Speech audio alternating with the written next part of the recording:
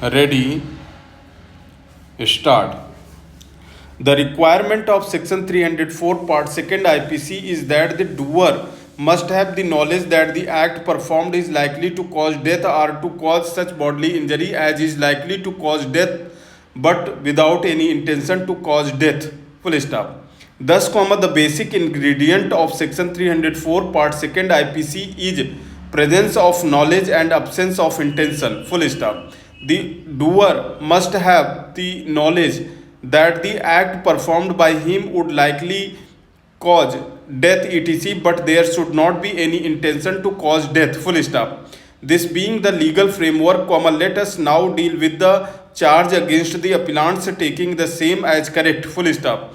According to the prosecution and accepted by the trial court and the high court, the two accused persons had not taken proper care and caution by providing safety shoes, safety belt etc to the two employees, though they were asked to perform the job of working on the sign board as part of decorating the front side of the shop, which was approximately at a height of 12 feet from the ground level. Full stop. The accused persons had provided only an iron ladder to the two employees, but while working they were struck by electricity, as a result of which they suffered electrocution and fell down. Full stop. They suffered multiple injuries which led to their death. Full stop. Therefore, both the accused persons were declared to be responsible for the unnatural death of the two deceased employees. Full stop. Even if we take the allegation against the appellants as correct, we are afraid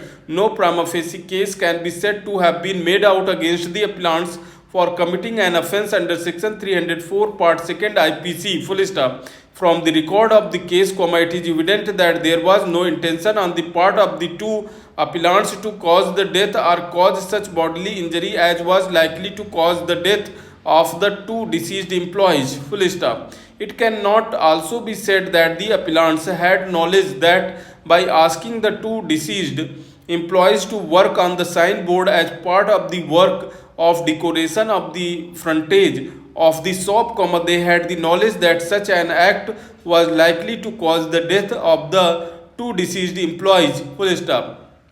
As such, no prima facie case of culpable homicide can be said to have been made out against the appellants. Full stop. If that be so, the subsequent requirement of having knowledge that the act was likely to cause the death but not having any intention to cause death would become irrelevant, though we may hasten to add that nothing is discernible from the record of the case that the appellants had the knowledge that by asking the two employees to work on the signboard would likely cause their death or cause such bodily injury as is likely to cause their death. Full stop. Therefore, the basic ingredients for commission of offence under section 304 part 2 IPC are absent in the present case. Full stop. Section 227 CRPC deals with discharge. Full stop. What section 227 CRPC contemplates is that if upon consideration of the record of the case and the documents submitted therewith and after hearing the submissions of the accused and the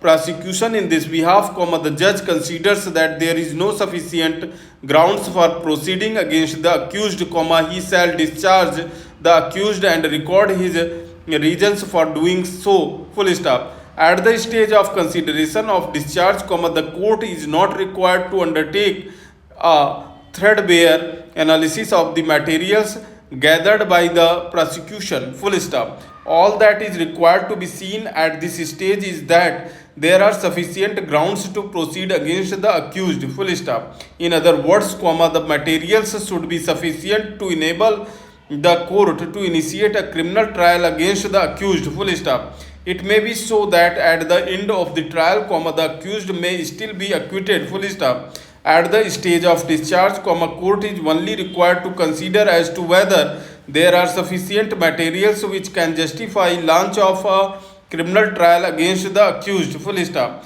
By its very nature, a discharge is at a higher pedestal than an acquittal. Full stop. Acquittal is at the end of the trial process. Full stop.